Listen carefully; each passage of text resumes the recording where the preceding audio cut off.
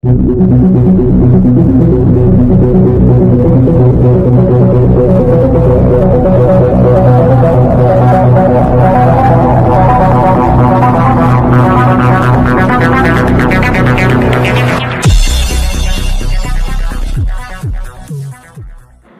మేము చూస్తే నేను ఇంత మునిపే పవన్ కళ్యాణ్ గారు ఒక మాట చెప్పారు, చాలా మంచి మాట కూడా.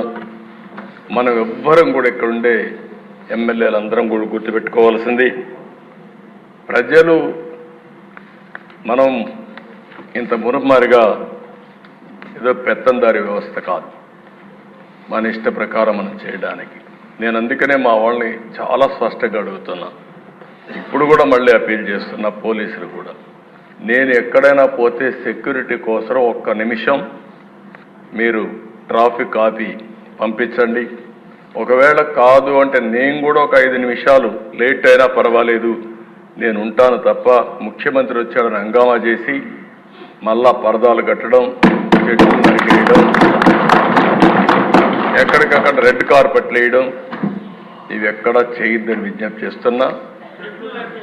చెట్లు నరికేయడం, ఇంకో పక్కన షాపులు మూసేయడం, స్కూల్స్ మూసేయడం, ఆ స్కూల్ బస్సులన్నీ పంపించడం, హౌస్ అరెస్టులు చేయడం, అక్కడ పోతే అన్ని పార్టీ వాళ్ళని హౌస్ అరెస్టులు చేసి ఎవరిని రోడ్డు మీదకి రాకుండా చేయడం.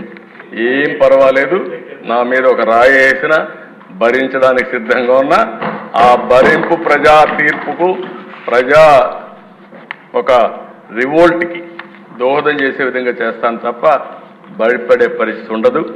కాబట్టి ఎవ్వరు కూడా అలాంటి చేయొద్దని చెప్పి కోరుతున్నా. మా ఎమ్మెల్యే చెప్పిన దిశ అది ఏంటో ఆశ్చర్యం, నాకు అది అర్థం కాదు. ఎందుకు ఆ పైశాచిక ఆనందం కూడా నాకు అర్థం కాదు. హెలికాప్టర్ పైన పోతుంది, రోడ్డు అంతా బంద్, అంటే చెట్లు నరికేయడం, అంటే పైన పోయి హెలికాప్టర్ కూడా చెట్లు అడ్డం వచ్చాయి. ఆ దిశ చాలా జరిగాయి.